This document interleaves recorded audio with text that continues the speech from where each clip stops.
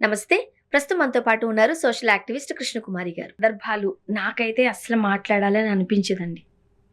కానీ ఖచ్చితంగా మాట్లాడుకుని తీరాల్సిన విషయాలు.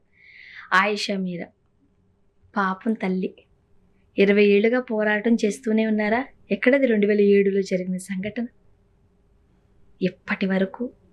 కాకపోతే బాధాకరం ఏంటంటే ఇప్పటికీ సరైన న్యాయం జరగలేదు.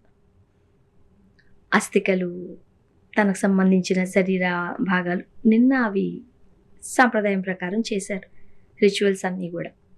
ఏంటి మన దేశంలో కొంతమందికి ఇంక న్యాయం జరగదా? అది పేదవాళ్ళనా లేకపోతే ఎలా చెప్తారు మీరు? ఇప్పుడు ఇలాంటి కేసుల్లో మనం పెద్దగా పూర్వాపరాల్లోకి వెళ్ళక్కర్లా. ఎందుకంటే సంవత్సరాల తరబడి విని మాట్లాడి మనం విషయం కూడా.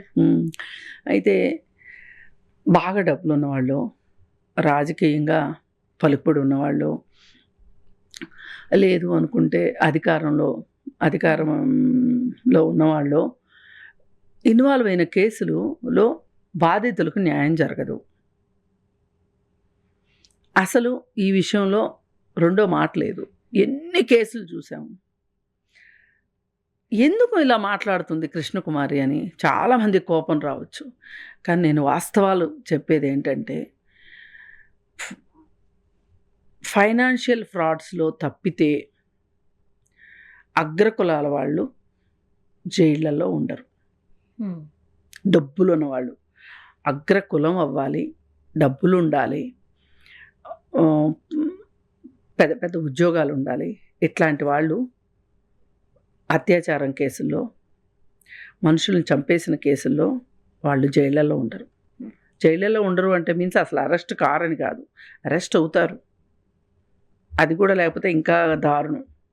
రిమాండ్కి పంపించినప్పుడు వెళ్తారు, బెయిల్ తెచ్చుకుంటారు, కింద కోర్టులో వాళ్ళకి శిక్ష పడుతుంది, పై కోర్టుకు అప్లై చేసుకుంటారు, పై కోర్టులో శిక్ష పడుతుంది, ఆ పై కోర్టుకు వెళ్తారు. ఈ మొత్తం జరిగేసరికి 20 ఏళ్ళు అయిపోద్ది. 20 ఏళ్ళు అయిపోయిన తర్వాత అప్పుడు చక్కగా ఏదో ఒక చిన్న శిక్షతోటి సరిపెడతారు. మొన్న ప్రత్యూష కేసు చూసాం కదా. మరి ఎందుకు ఇలా జరుగుతుంది, ఇలా ఎందుకు జరగాలి అని ఆలోచిస్తే మన దగ్గర సమాధానం లేదు. ఇప్పుడు ఆయిషా మీరా కేసు ఉంది. దీనిలో ఆ రోజుల్లో ఒక ప్రధానంగా ఉన్న ఒక పొలిటీషియన్ మనవడు ఆ కేసులో ఇన్వాల్వ్ అయి ఉన్నాడనేది ప్రపంచం మొత్తం తెలుసు. అందరికంటే ఎక్కువ ఆ తల్లికి తెలుసు. అలాగే కాపాడిన వాళ్ళకు కూడా తెలుసు అతనే ఉన్నాడని. ఎందుకంటే కాపాడింది వాళ్ళేగా, లేకపోతే ఎందుకు కాపాడతారు? అయితే ఆ హాస్టల్లో ఉన్నప్పుడు ఎంతో కొంత ఇన్ఫర్మేషను వాళ్ళ అమ్మకి చెప్పింది ఈ అమ్మాయి. లేకపోతే వాళ్ళ అమ్మ అంత ఘంటాపదంగా చెప్పదు. హాస్టల్కి ఇట్లా ఎవరు పడితే వాళ్ళు వస్తున్నారు, వార్డెన్ తోటి కూర్చుని మాట్లాడుతున్నారు, ఆ హాస్టల్ ఓనర్, వార్డెన్ అనకూడదు, ఓనర్ తోటి కూర్చుని మాట్లాడుతున్నారు, అలాగే కొన్ని నాకు నచ్చని పనులు అక్కడ జరుగుతున్నాయి, అది ఇది అని చెప్పి అమ్మాయి చెప్పింది వాళ్ళ అమ్మతోటి. అందుకే ఆమె అంత ఆథెంటిక్గా ఆ రోజు నుంచి ఈ రోజు వరకు ఆమె ఒక వరుసలో పేర్లు చెప్తుంది. ఇన్ని సంవత్సరాల్లో నేను గమనిస్తున్నా, ఎప్పుడన్నా వరుస తప్పుద్దేమోనని చూస్తా. కోనేరు సతీషు, అబ్బూరి అని మొదలెడితే మనకు రాదు అంత ఇదిగా. ఎందుకంటే అది నిజానికి ఉన్న గొప్పతనం. ఆమె నిజం చెప్తుంది కాబట్టి ఎత్తుక్కోక్కర్లా. పైగా కన్న కూతురు ఆ బాధ. అయితే మరి వాళ్ళు ఎలా రక్షించబడ్డారబ్బా? వాళ్ళందరూ చేశారా, ఒకడే చేశాడా, ఇద్దరు చేశారా, ఎవరు చేశారనేది కాదు, ఎలా రక్షించబడ్డారు? అసలు ఈ నేరం జరిగింది అని ఎందుకు నిరూపితం కాలేదు అని అంటే, జరిగిన వెంటనే సాక్ష్యాధారాలని చెరిపివేయగలిగారు కాబట్టి.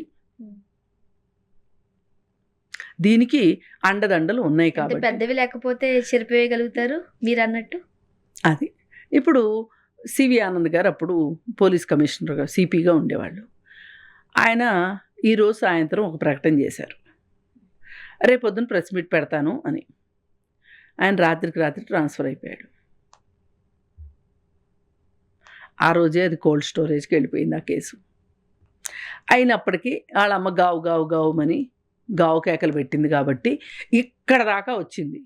వాళ్ళమ్మ కాకుండా ఇంకొక అమ్మ ఎవరన్నా అయ్యున్నట్లయితే గనక ఇంత దూరం వచ్చేది కాదు.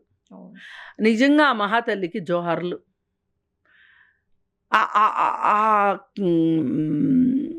ఏమనాలి, ఆ నిందితులకి శిక్ష పడాలి అనే ఒక కాంక్ష ఉంది చూసారా.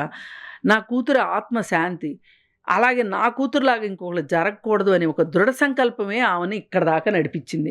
19 ఏళ్ల పాటు ఆమె పోరాడుతూనే ఉంది అని. మధ్యలో ఎన్ని డ్రామాలు నడిపారు. ఆడెవడో సత్యంబాబు అన్న. అంతకుముందు ఇంకొకడు గురువీందర్ సింగ్ అనే వాడిని పట్టుకొచ్చారు. వాడు కాదు అని తేలింది. ఆ తర్వాత సత్యంబాబుని తీసుకొచ్చారు. సత్యంబాబుని తీసుకొచ్చినప్పుడు కూడా చెప్పిందండి ఆ తల్లి, ఎంత గొప్ప తల్లి. అవును. ఏమండి కాదు, నేను ఎట్లయితే కష్టపడుతున్నానో ఇంకొక తల్లి కష్టపడటానికి వీల్లేదు, సత్యంబాబు దోషి కాదు అని చెప్పింది. అన్నట్లుగానే సత్యంబాబు దోషి కాదు అని కొన్ని సంవత్సరాలు జైలు శిక్ష అనుభవించిన తర్వాత సత్యంబాబు బయటకు వచ్చాడు. సరే, ఇక అదైపోయింది. ఇప్పుడు ఈ అంశము కొంతమంది ఎలక్షన్ మేనిఫెస్టోలో కూడా వెళ్ళింది. ఎలక్షన్ మేనిఫెస్టోలో పెట్టారు.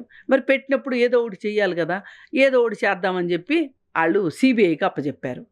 సిబిఐ వాళ్ళు అన్నారు, మీకెందుకు, మాకు ఆ బాడీ పార్ట్స్, ఆ ఎముకలు, ఆ బొక్కలు అవి ఇవి మాకుంటే మేము ఏదో ఒకటి కొండందవి ఎలుకని పడతామని చెప్పి తీసుకెళ్లారు. అది ఈ కాల చివరికి సిబిఐ వాళ్ళు పలానా శుక్రవారం రోజున మీకు మేము అందజేస్తాము, మీరు అంత్యక్రియలు చేసుకోండి అన్నారు. అంటే మొదటిసారి అంత్యక్రియలు జరిగాయి సాంప్రదాయబద్ధంగా. రీపోస్ట్ మార్టం చేయాలన్నప్పుడు వాళ్ళు తీసుకెళ్లారు. మళ్ళీ రెండోసారి మళ్ళీ ఇప్పుడు అంత్యక్రియలు జరిగాయి. ఈ మొత్తం కేసులో బయటపడిన దొంగలు బయటపడగా, ప్రభుత్వాలు అప్రదిష్టను మూటగట్టుకోగా, నిందితుడు ఎవడో తెలియకపోగా జరిగిన ఒకే ఒక్క న్యాయం ఏంటి ఆ కుటుంబానికి అంటే, కనీసం రంజాన్ మాసంలో శుక్రవారం రోజున అంత్యక్రియలు చేసుకోమని ఇచ్చారు. అది ఒక్కటి తప్పితే ఆ కుటుంబానికి న్యాయం జరగల. కాకపోతే సమాజానికి ఒక మెసేజ్ ఏంటి అంటే, ఒక తల్లి కడుపు కోత ఎలా ఉంటుంది, ఆమె దుఃఖం ఎలా ఉంటుంది, ఆమె దుఃఖిస్తుంటే ఆమెతో పాటు మనం ఎలా దుఃఖపడటం ఏంటి, ఒక సహానుభూతిని చెందటం అనేది ఉంది చూసారా. అది సంవత్సరాల తరబడి ఆవిడ సమాజానికి చెప్పింది. కానీ సమాజం కావచ్చు, ప్రభుత్వాలు కావచ్చు, అందరూ ఆవిడ ముందు ఫెయిల్ అయ్యారు, ఓడిపోయారు. ఆవిడ ముందు, ఆ తల్లి ప్రేమ ముందు ఓడిపోయారు. ఇంకా ఇంతకంటే మనం మాట్లాడుకోవటానికి ఇంకొంచెం మాట్లాడితే కళ్ళలో నీళ్ళు వచ్చేలా ఉన్నాయి. అయితే సరే, సమస్య ఇది. ఆయేషా మీరా చనిపోయింది. ఇంకొక ఆయేషా మీరాకి ఇట్లాంటి పరిస్థితి రాకూడదు అంటే ఏం చెయ్యాలి? మనం సమస్యలు చెప్పి ఊరుకుంటే మనం ఏమీ ఒక పోస్ట్ మ్యాన్లం కాదు, ఒక పోస్ట్ చేసేసి వదిలేయటానికి. మనకి కావాల్సింది సొల్యూషను. ఇక్కడ ఒక ఆడపిల్లకి ఇంత అన్యాయం జరిగింది, భద్రత కల్పించలేకపోయినాయి ప్రభుత్వాలు. ఖచ్చితంగా ఆడపిల్లలకు కావచ్చు, చిన్నపిల్లలకు కావచ్చు, బాలలకు కావచ్చు, ఎవరికైనా సరే రక్షణ కలిగించాల్సింది ప్రభుత్వాలే. ఈ కేసులో రక్షణ ఎలా కల్పించుండొచ్చు అని కనుక మనం ఆలోచిస్తే, ఆ బీఫార్మసీ చదువుతుంది ఆ పాప. ఆ చదువుతున్న కాలేజీలో పిల్లలు ఖచ్చితంగా వాళ్ళ హాస్టల్లోనే ఉండేటట్లుగా హాస్టల్ సౌకర్యం ఉన్నట్లయితే ఈ ప్రైవేట్ హాస్టల్కి వచ్చేది కాదు. ప్రైవేట్ హాస్టల్స్ పేరుతోటి ఎంత దోపిడీ చేస్తున్నారో, ఎన్ని దురాఘాతాలు జరుగుతున్నాయో మనం చూస్తూనే ఉన్నాం.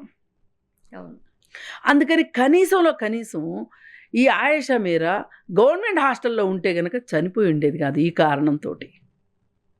అంటే బయట ఎక్కడ అత్యాచారాలు జరగవో అని కాదు నేను చెప్పింది. నేను ఈ పర్టికులర్ ఈ కేసులో ఆయేషా మీరా లాంటి అందరూ చనిపోకపోవచ్చు, ఇలాంటి అత్యాచారాలు జరగట్లేదు అని అనుకోగలమా? అందుకని ఈ భద్రత కల్పించాల్సిన బాధ్యత ప్రభుత్వానికి అయినప్పుడు ప్రభుత్వాలు కూడా కాలేజీలని మీరు హాస్టల్స్ నిర్వహించుకోవాల్సిందే. ఇప్పుడు నా ఫ్రెండ్ కూతురు ఒక అమ్మాయి సెయింట్ ఆన్స్ హాస్పిటల్లో బీఎస్సీ నర్సింగ్ చేసింది. దాన్ని సెంట్రల్ జైలు అని పిలుస్తారు. తప్పులేదు. ఆ మాత్రం స్ట్రిక్ట్గా లేకపోతే గవర్నమెంట్ అంటే ఒక బాధ్యత ఉంటుంది, ఎంతో కొంత బాధ్యత ఉంటుంది. ప్రైవేట్ వాళ్ళు కూడా బాధ్యత ఉండే వాళ్ళు ఉన్నారు. ఇప్పుడు నేను చెప్పిన ఈ సెయింట్ ఆన్స్ హాస్పిటల్ అనేది గవర్నమెంట్ అమెరికన్ హాస్పిటల్ అంటారు విజయవాడలో. ఆ హాస్పిటల్లో వాళ్ళు వాళ్ళదే హాస్టలు. ఆ హాస్టల్లో బీఎస్సీ నర్సింగ్ చేయడానికి వచ్చిన పిల్లలకి ఆ హాస్టల్ లోపలే ఉండాలి కంపల్సరీగా. అదే ఊర్లో తల్లిదండ్రులు ఉన్నా ఇంటికి పంపించరు. వాళ్ళు చెప్పిన సెలవుల టైంలో తల్లో తండ్రో ఎవరో రాసిన పేర్లు వస్తేనే పంపిస్తారు. సెంట్రల్ జైలు అని పిలుస్తారు. ఏం తప్పే ఉంది? ఆడపిల్లలకి రక్షణ ఇచ్చే కాడికి సెంట్రల్ జైలు అయితే మటుకు తప్పేంటి? ఇలా ప్రైవేట్ హాస్టల్స్లో ఉండి ఈ ఎవడొస్తాడో ఎవడపోతాడో తెలియని కాడికి ఇప్పుడు ఒక ఏజ్ ఉంటుంది, చిన్నపిల్లలకు కూడా తెలియని తనం ఉంటుంది. ఆ టైంలో వాళ్ళ మాటలు వినేసో వాళ్ళ మాటలు నమ్మేసేసో ఏదైనా జరిగే అవకాశం ఉండొచ్చు. అలాంటివి కూడా నివారించాలి అంటే కాలేజ్ హాస్టల్స్ చాలా చాలా సేఫ్ ప్లేసెస్ అని నేను అనుకుంటున్నా. అందుకని ఇది ప్రభుత్వం దగ్గర నుంచి ఈ వైఫల్యం ఉంది.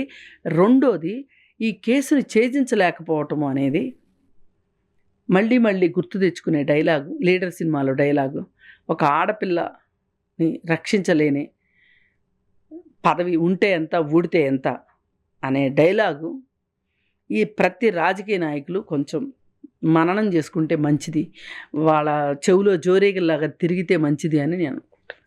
థ్యాంక్ యూ అండి. Thank you.